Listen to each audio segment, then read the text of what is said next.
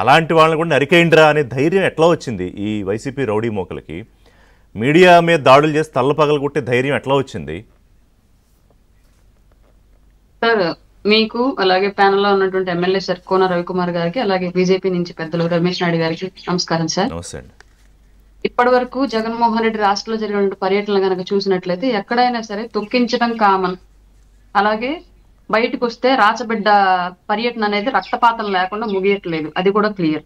కానీ అది సృష్టిస్తుంది ఎవరు అంటే, జనరల్ గా గతంలో మేము ప్రతిపక్షంలో ఉన్నప్పుడు మా పర్యటనలో ప్రభుత్వమే సృష్టించేది ఏ అలజడు లేనప్పుడు. అప్పుడు ఉన్నటువంటి పోలీసులు కానివ్వండి, మమ్మల్ని విపరీతంగా అసలు కారులో నుంచి బయటకు వచ్చి అభివాదం చేయడానికి కూడా వీల్లేదు అని చెప్పేసి పవన్ కళ్యాణ్ గారిని చేతులు మీదేసి మరి లోపలికి, కారు లోపలికి అదివినటువంటి ఒక ఎస్పీని మనం చూసాం ఆ రోజు. అట్లాగే పవన్ కళ్యాణ్ గారు కానివ్వండి, లేదంటే లోకేష్ బాబు గారు యువగళం పాదయాత్రకి అడుగడుగున ఆటంకాలు కలిగిస్తూ, అడుగడుగున ఇబ్బందులను క్రియేట్ చేస్తూ చేశారు.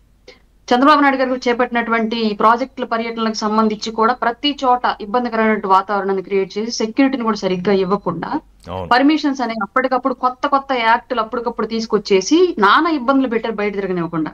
కానీ ఈ రోజు ప్రభుత్వం అట్లాంటివి ఏమి చేయట్లా. మీకు ప్రాణ రక్షణ కల్పిస్తాం, మేము మీకు భద్రత కల్పిస్తాం, మీరు పరిమితులకు లోబడి వచ్చి వెళ్ళండి, మీరు ఏ ప్రోగ్రామ్ చేయాలనుకున్నా మేము అడ్డం చెప్పం.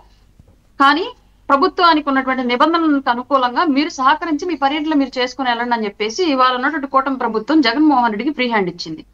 కానీ దాన్ని దుర్వినియోగం చేసుకుంటూ అందులోనే ఒక రాక్షసత్వాన్ని ఇనవడింపజేసి కేంద్రం దృష్టిలో రాష్ట్రం ఏదో జరిగిపోతుంది ఇక్కడ అని చెప్పేసి భావించాలని, అలాగే ఈ రాష్ట్రంలో పెట్టుబడులు పెట్టడానికి వచ్చేటువంటి ఇన్వెస్టర్స్, ఇందులో లా అండ్ ఆర్డర్ ఇష్యూ ఉంది ఈ స్టేట్ లో, రౌడీయిజం ఎక్కువగా ఉంది ఈ స్టేట్ లో, ప్రాబ్లమ్స్ ఎక్కువగా ఉన్నాయి ఈ స్టేట్ లో, కాబట్టి మనం వెళ్ళి పెట్టుబడులు పెడితే మన పెట్టుబడులకు రక్షణ ఉందా అన్నటువంటి ఆలోచన పెట్టుబడిదారులకు రావాలి, ఈ రాష్ట్రంలో పెట్టుబడులు పెట్టకుండా ఉండాలి, తద్వారా నిరుద్యోగం పెరగాలి, తద్వారా ప్రభుత్వం మీద వ్యతిరేకత పెరగాలి అన్నటువంటి కుట్రపూరితమైన కోణంతోనే ఇట్లాంటి పర్యటనలు చేపడుతూ ఉన్నాడు జగన్మోహన్ రెడ్డి. నాకు తెలిసినంత వరకు మేము పొగాకు రైతులం సార్. రైతు అనే వ్యక్తి ఎవ్వరూ కూడా పొరపాటును కూడా తను 6 కాలం కష్టపడి రాత్రులు నిద్ర మానుకోవాలి, పగలు అన్నం మానుకోవాలి, అంత కష్టపడి సేద్యం చేస్తాం. మొక్క చేలో పెట్టిన దగ్గర నుంచి చేతికి ఫలసాయం వచ్చేంత వరకు అంత కష్టం ఉండిద్ది. అంత కష్టపడి చేసినటువంటి ఆ ప్రతిఫలాన్ని రోడ్డు మీద ఆ రకంగా పడబోసి ట్రాక్టర్లతో మనిషి అన్నవాడు, రైతు అన్నవాళ్ళు ఎవరు అలా చేయరు. మీరు చెప్పినట్టు తల్లిలాగా చూసుకుంటారు పంటని. నిద్ర ఉండదు సార్, అసలు నిద్ర ఉండదు, తిండి ఉండదు. చేతికి వచ్చేంత వరకు కూడా అంత కష్టపడి చేస్తాము. మొక్క పెట్టిన దగ్గర నుంచి ఎదిగేంత వరకు, ఆకు చేతికి వచ్చేంత వరకు, ఆకు పండేంత వరకు, మళ్ళీ దాని బ్యారెన్లు కాల్చేంత వరకు, అది మళ్ళీ బోర్డుకి వెళ్ళేంత వరకు అంత కష్టం ఉండిద్ది మాకు. తిండి ఉండదు. ఈ 6 నెలలు నిద్ర లేకుండా కష్టపడితే మరో 6 నెలలు గుండె మీద చేసుకొని పడుకోవచ్చు అనుకుంటాం. అట్లా సేద్యం చేస్తాం కాబట్టి చాలా రెస్పెక్ట్. ఒక్క ఆకు కింద పడ్డ కనీసం కాలుతో తొక్కడానికి కూడా మాకు మనసు రాదు. నిన్నంతా మండీల్లో మామిడి పళ్ళు తొక్కుంటూ పోయారు, ట్రాక్టర్ లో నుంచి ఆ తోపెత్తేసి ట్రాక్టర్ కింద తొల్లించుకుంటూ వెళ్ళిపోయి ఇంకో ట్రాక్టర్ తో తొక్కించుకుంటూ వచ్చారంటే నిజంగా రైతన్న వాళ్ళు ఎవరు అది చేయరు సార్. ఎంత బాధ ఉన్నా, ఎంత ఆవేదన ఉన్నా, గిట్టుబాటు ధర రాలేదు అన్నటువంటి ఎంత దుఃఖం మనసులో ఉన్న రైతన్న వాళ్ళు ఎవరో కూడా అలా చేయరు. అది నిజంగా నిన్న రైతు పరామర్శ యాత్రలాగా లేకుండా రౌడీల స్వైర విహార యాత్రలాగా సాగింది నిన్న జగన్మోహన్ రెడ్డి గారి యొక్క పర్యటన మొత్తం. అక్కడెక్కడ ఒక్కడ కూడా రైతన్నవాడే కనిపించలే. మొత్తం అంతా తాగి ఇష్టారీతిగా ఎగురుతూ, అది భరోసా యాత్రలాగో లేదంటే పరామర్శ యాత్రలాగా అనిపించలే, బల ప్రదర్శన యాత్రలాగా అనిపించింది. పైగా ఇంకొకటి ఏంటంటే అక్కడ స్థానికంగా ఉన్న రైతులు ఎవరు అందులో పాల్గొనలే. మెయిన్ మామిడి రైతులు ఎవరైతే తోతాపురి మామిడి అనేది పండించి దానికి గిట్టుబాటు ధర రాలేదు, సమయానికి కొనలేదు అని చెప్పేసి బాధితులుగా ఉన్నారని చెప్పేసి జగన్మోహన్ రెడ్డి చెప్తున్నారు. వాళ్ళెవరు నిన్న పర్యటనలో కనిపించలే. ఇంకొక విషయం ఏంటంటే, ఎక్కడైనా సరే ఇది ఇందాక రవికుమార్ సార్ ఆల్రెడీ ఆ విషయం మెన్షన్ చేశారు, మళ్ళీ ఇంకొకసారి నేను మెన్షన్ చేస్తున్నాను. పంట అనేది కొన్ని సందర్భాల్లో, కొన్ని సంవత్సరాల్లో వాతావరణ పరిస్థితులను బట్టి తక్కువ వస్తుంది. ఆ టైంలో డిమాండ్ ఎక్కువ ఉంటుంది కాబట్టి రేటు కూడా ఎక్కువ ఉంటుంది. కొన్ని సందర్భాల్లో వాతావరణం అనుకూల పరిస్థితుల్లో ఉన్నప్పుడు ఉత్పత్తి ఎక్కువ వస్తుంది, దానికి డిమాండ్ తగ్గిద్ది ఆటోమేటిక్. అంటే ఎక్స్పోర్ట్ చేసేటువంటి సామర్థ్యం అనేది మనకు అంత స్థాయిలో లేనప్పుడు అప్పటికప్పుడు క్రియేట్ అవ్వదు కాబట్టి ఆటోమేటిక్ రైతుల దగ్గర నుంచి 10 కేజీలు అమ్మాల్సిన రైతు తను 50 కేజీలు ఇవ్వడానికి సిద్ధంగా ఉన్నప్పుడు ఆటోమేటిక్ గా కొనేవాళ్ళు రేటు తగ్గించేస్తారు. ఇది జనరల్ గా ఎప్పటి నుంచో ప్రతి పంట విషయంలో జరుగుతూ ఉన్నదే. ఒక దోస ఇదే సమస్య ఉండిద్ది, మిరప ఇదే సమస్య ఉండిద్ది, టొమాటో ఇదే సమస్య ఉండిద్ది, మామిడి ఇదే సమస్య ఉండిద్ది, సపోటా ఇదే సమస్య ఉండిద్ది. ఇట్లాంటివన్నీ రెగ్యులర్ గా రైతుల జీవితాల్లో జరిగేటువంటి విషయాలు. దీనికి సంబంధించి గతంలో జగన్మోహన్ రెడ్డి ఏం హామీ ఇచ్చాడు? స్థిరీకరణ నిధి ఏర్పాటు చేస్తానన్నాడు.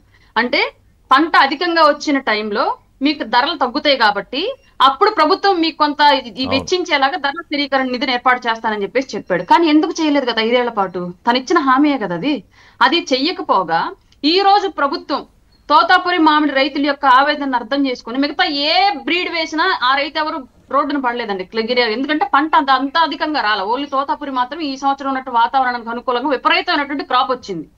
దానివల్ల వాళ్ళకి రేటు తగ్గింది. అలాగే ఎవరైతే ఆ పల్పుకి వాటిని కొనే వాళ్ళు ఉన్నారో వాళ్ళకి తగినటువంటి స్టాక్ అప్పుడు ఇచ్చేయడం మూలంగా ముందుగానే తర్వాత దాన్ని కొనడానికి వాళ్ళు వెనకాడారు. దానికి ప్రభుత్వం ప్రత్యేకించి చంద్రబాబు నాయుడు గారు ఆ డీలర్లు ఎవరైతే ఉన్నారో వాళ్ళని పిలిపించి మరి మీటింగ్ పెట్టి మీరు 8 రూపాయలు కొనండి, మిగతా 4 రూపాయలు మేము ఇస్తామని చెప్పేసి ప్రభుత్వం ఖజానా నుంచి ఆ భారాన్ని భరించడానికి కూడా హామీ ఇచ్చి రైతుల దగ్గర నుంచి కొనుగోలు చేసిన తర్వాత అయిపోయింది. జగన్మోహన్ రెడ్డి పర్యటనకు 4 రోజుల ముందే రైతుల సమస్య క్లియర్ అయిపోయింది. వాళ్ళు ఆల్రెడీ హ్యాపీ, డీలర్లు కూడా దానికి అగ్రిమెంట్ల మీద సంతకాలు చేశారు. అయిపోయింది, అది మొత్తం ఇష్యూ క్లియర్ అయిపోయిన తర్వాత వచ్చి రోడ్డు మీద షో చేశాడంటే అది క్లియర్ గా పరామర్శ యాత్రన, బల ప్రదర్శన యాత్రన. పోనీ వచ్చిన వ్యక్తి నువ్వు ఎక్కడన్నా మీరు కావాలంటే చూడండి, గత 5 ఏళ్ల పాటు కూటమిలో ఉన్నటువంటి ఏ నాయకులు పరామర్శ కోసం వెళ్ళినా ఖచ్చితంగా అక్కడ కేవలం బాధితులు ఎవరున్నారో వాళ్ళతో మాట్లాడేవాళ్ళు, ప్రశాంతంగా పర్యటన చేసుకునే వాళ్ళు, పైగా వెళ్ళినటువంటి వాళ్ళు ఖచ్చితంగా వాళ్ళకు కొంత ఆర్థికంగా సపోర్ట్ అందించి వచ్చేవాళ్ళు, మానసిక ధైర్యంతో పాటు ఆర్థిక సపోర్ట్ కూడా అందించి వచ్చేవాళ్ళు. ఇప్పుడు జగన్మోహన్ రెడ్డి చేసినటువంటి ఏ పర్యటనలో అయినా గుంటూరు మిర్చి కానివ్వండి, ప్రకాశం పొదిరి పొగాకు కానివ్వండి, లేదంటే వాళ్ళు ఇక్కడ మామిడి రైతులకు కానివ్వండి, జేబులో నుంచి చిల్లి గవ్వదీసి ఎవరికైనా సహాయం చేశాడా? ఎంగిలి చేత్తో కాకినిసరడు. ఇట్లాంటి వ్యక్తి దేశాన్ని ఏదో చంపేస్తే ఒకవేళ కాళ్ళ కింద పడి కార్ల కింద పడి చచ్చిపోతే 10 లక్షలు ఇస్తారు. అది కూడా ఎప్పుడు ఇచ్చాడు? ఆ వీడియో బయటకు వచ్చిద్దేమో భయంతో మాత్రమే ఇచ్చాడు. నిజంగానే పోలీసులు ఆయనకు అనుకూలంగా 10 మంది పోలీసులు క్రియేట్ చేసినటువంటి డ్రామా గనక రక్తి కట్టినట్టయితే ₹1 కూడా వచ్చిండేది కాదు.